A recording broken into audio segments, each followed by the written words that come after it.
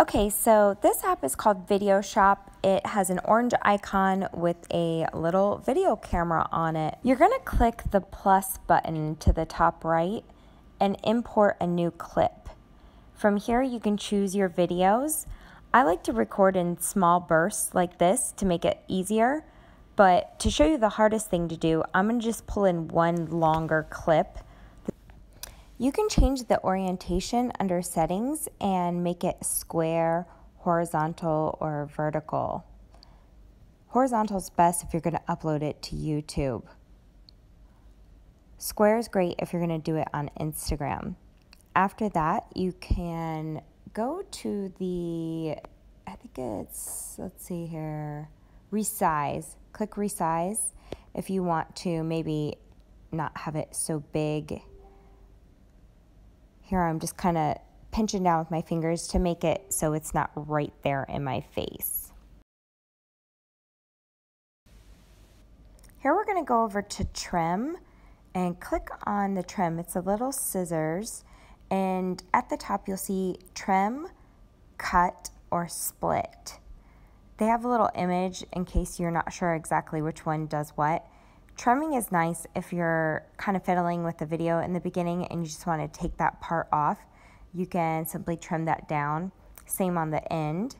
And cut, you're simply cutting it, cutting that section off. And then split, you're splitting the video in two.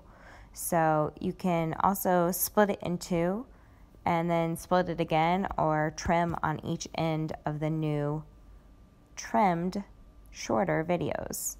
Okay, so see, now I have two videos here. This is how you do transition. Click the transition button and just choose one of them that you like. Keep in mind they can cut off about a half a second on each end. So just play around and see which one works. If you don't want any background noise, you can actually take the volume completely out of your video.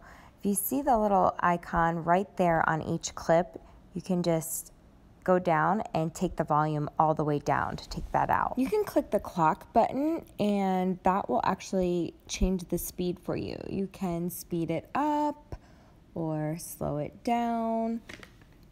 If you hit the arrow in the center, you can kind of test it out and see which one you like before committing to it. And just a side note, there is an undo button. So if you commit to something, you decide you don't like it, you can undo it, which is really nice.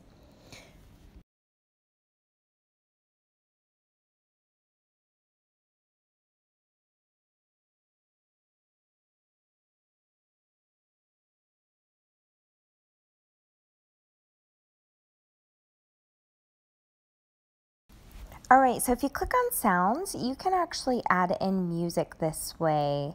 What's great is you've already taken the volume out, so it'll just be the music. If you want to keep the volume in, I don't really suggest playing music, but if you do, make sure you keep it really quiet. Here's the deal. Music is not going to get through Facebook. They have software to make sure that people aren't using copyrighted music. Just because you purchase it on iTunes does not mean you have a copyright to it. So check out my other video on YouTube to see how I navigate that. But to play it safe, use the music that they have under their tracks instead.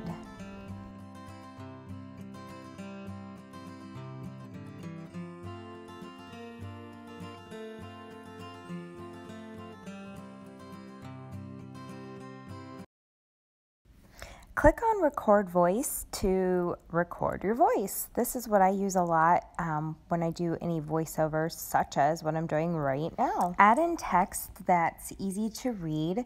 I like to choose a font, usually the second one over, just because it's bigger, it's easy to read.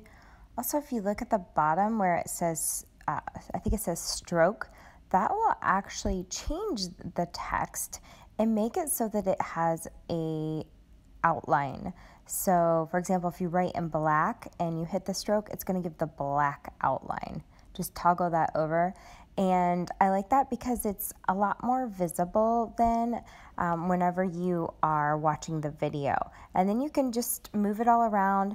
You can also make the text last as long as you want. You could have it the whole video, you could have it part of the video. Everything's able to be moved around simply by just swiping.